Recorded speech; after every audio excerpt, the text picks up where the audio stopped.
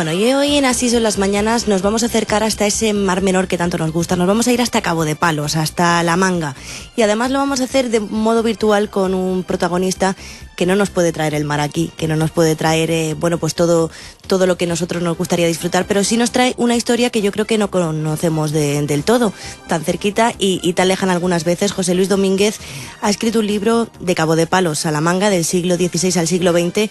José Luis, muy buenos días. Muy buenas, ¿qué tal? Muy completo de documentación, muy completo de una historia, que como digo, nos queda cercana, no solo en el tiempo, los últimos años que recoge el libro, sino tan cercana geográficamente y que a veces no conocemos la mitad de las curiosidades que nos cuentas tú en el libro. Sí, la verdad es que es un periodo un poco largo, porque del 16 al 20 son muchos años, pero y han sucedido cosas que cuando te pones a hurgar o a bucear en la historia, vas descubriendo que no todo el mundo conoce. Y lo que he tratado de hacer en este libro es simplemente una recopilación cronológica de todas las cosas más curiosas que han pasado o que han sucedido tanto en La Manga como en Cabo de Palos, porque aunque están pegadas, son dos entidades completamente distintas en su génesis y en su formación. No tienen nada que ver una con otra, claro.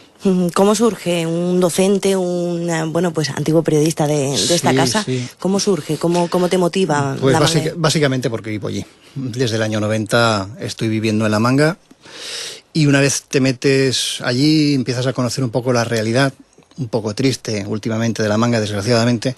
Pues te das cuenta de que, que hay mucho que contar sobre ese rinconcillo del sureste, como yo digo en la introducción. Es un sitio muy pequeñito, pero ha pasado muchísima gente por allí y hay mucha historia en ese sentido. Por eso decidí meterme en ese berenjenal y he estado 2 o 3 añitos recopilando información.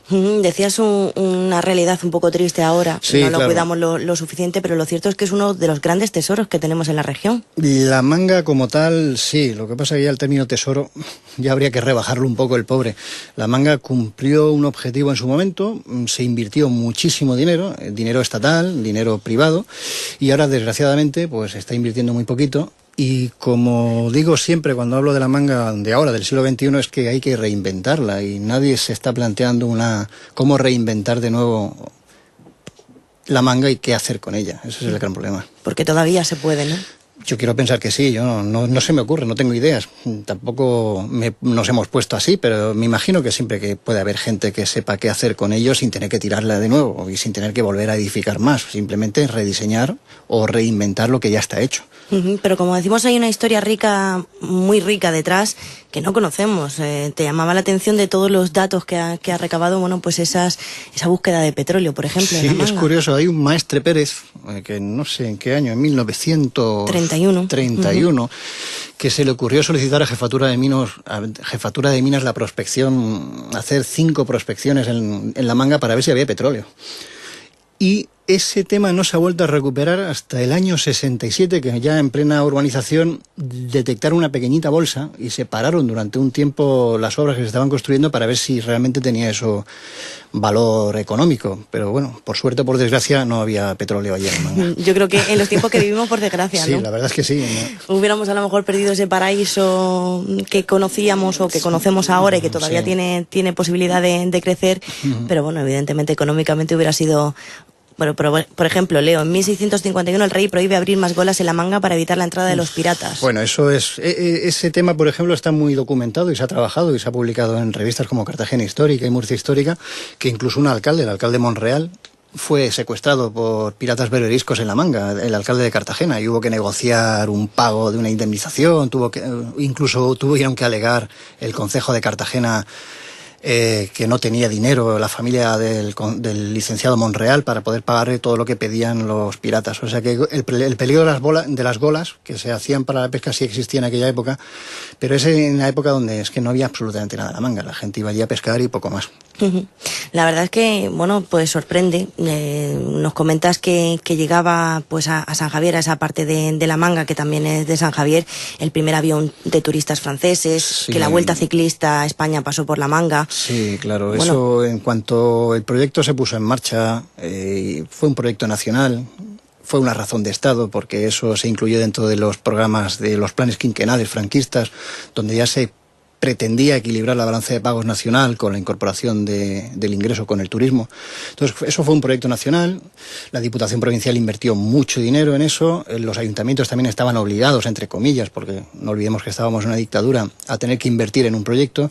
Y entonces se sentían en la necesidad o en la obligación de darle una publicidad absoluta. De hecho, hubo cantidad de películas que se grabaron allí, de Julio Iglesias, de Manuel Escobar, y la Vuelta Ciclista a España, pues hubo creo que 3, no recuerdo muy bien, pero incluso es que salían de allí de la Manga, la Vuelta Ciclista, y se hacían mini etapas de 40 kilómetros. La cuestión es que saliera de la Manga, la cuestión es darle publicidad de la Manga a través de la Vuelta Ciclista. Que eso se hacía antes y se ha dejado de hacer, bueno, pues iniciativas de ese tipo que podían llamar la atención. Me llama la atención, por ejemplo, la Manga Club inicia su existencia imitando el complejo turístico de Palm Springs en California. Sí, de eso yo no sé que hay gente que lo sabe. Yo lo he descubierto ahora cuando me he puesto a trabajar con este libro, y es que ese primer campo de golf de Gregory Peters que colocó ahí en Atamaría, ese primer campo de golf estaba previsto hacerlo en Monteblanco y Plaza Bohemia. En los diseños iniciales de Bonet, que fue el arquitecto que diseñó la Manga en el año 61, incluyó una amplia zona verde justo entre la zona norte y zona sur de la Manga. No se llegó a ningún acuerdo porque, según Gregory Peters, le ofrecieron esos terrenos en Atamaría. Él tenía intención de hacer un campo de golf pequeñito para sus amigos y al final él le vio potencialidad a instalar un campo de golf grande de 9 hoyos o de 18 hoyos en Atamaría, y entonces al final se fue para allá y no se llegó a hacer en la Manga. Pero ese proyecto de Palm Springs que había previsto de Gregory Peters inicialmente estaba previsto para el centro de la Manga. Y si nos vamos a la parte de esas noticias, de estos hitos y curiosidades del Cabo de Palos, también encontramos un montón. Sí, Cabo de Palos tenía muchísima vida. Cabo de Palos, por lo que yo he estado leyendo, era un pueblo bicéfalo. Estaba la zona de la barra de pescadores, la zona pobre, entre comillas, y luego estaba la zona de casas de veraneo, de familias pudientes, que era la zona de Levante. Ese asentamiento en zona de Levante, los primeros que se asentaron allí fueron los ingenieros ingleses de la Sociedad Española de Construcciones Navales, la antigua Bazán, que descubrieron eso como una zona de veraneo, y allí empezaron a asentarse ya la zona pudiente. Y también hay cosas muy curiosas. Yo he descubierto, por ejemplo, hasta hace poco se retomó aquí en Cabo de Palos un cross, el famoso cross de Cabo de Palos, que se hace allí hace unos cuantos años, un grupo del Club Atletismo La Manga que hay allí en Cabo de Palos, y sin embargo yo he visto por ahí hurgando que ya se hacía un cross de Cabo de Palos en los años 30 o años 40 en las fiestas patronales de verano. Y que Carmen Conde se fijó en Cabo de Palos, que Miguel Hernández visitó Cabo de Palos. Miguel Hernández, invitado por Carmen Conde, solía visitar mucho Cabo de Palos. De hecho, en el libro aparece una foto con él en el faro. Y no sé si están en pie esas 30 casas que hizo el patronato Francisco Franco. Yo creo que sí. O sea, me has pillado, no tengo ni idea. Como decimos, yo creo que sí. No, pero como decimos, bueno, pues una historia que podría sernos reciente y que podríamos conocerlo porque disfrutamos de Cabo de Palos y de la Manga todos los veranos. Bueno, pues nos la has traído tú y no vamos a decir mucho más, ¿no? Tampoco vamos a contar todos los detalles del libro. Pues si yo me pongo a alargar, largo, pero mejor que compren el libro. Que compren el libro, que ¿cuándo lo presentáis? Porque pues intentaremos en nuestra programación de verano, que va a cambiar un poquito, bueno, conocer más del libro, pero como decimos, lo presentáis a mitad de julio, ¿no? Sí, a mitad de julio. Estaba previsto al principio, pero tuvimos la mala suerte que Ángel Márquez, editor de Editorial Ágala, ya falleció hace poco y hemos tenido que aplazar un poco la presentación y la hemos dejado para el viernes 13, una fecha que no se olvida, en el Salón de Actos Planeta Azul en Cabo de Palos, a las 9 de la noche. Bueno, pues José Luis Domínguez, estaremos muy pendientes de ese 13 de julio, de ese viernes 13, y sobre todo pues desearte muchísima suerte, porque como decimos va a ser un libro muy interesante para la gente que quiera conocer un poco la historia de Cabo de Palos y de la Manga desde fuera, pero sobre todo para los cartageneros que no lo conocemos. Efectivamente, está muy cerquita y veraneamos, pero no recorremos su historia, que eso es lo bonito de esto. Pues con este libro, de Cabo de Palos a la Manga del Mar Menor, vamos a recorrer esa historia y sobre todo a disfrutar de lugares emblemáticos que conocemos ahora, pero que no conocemos su historia. José Luis, muchísimas gracias. A ti por haberme invitado. Gracias. COPE Cartagena, 89.4.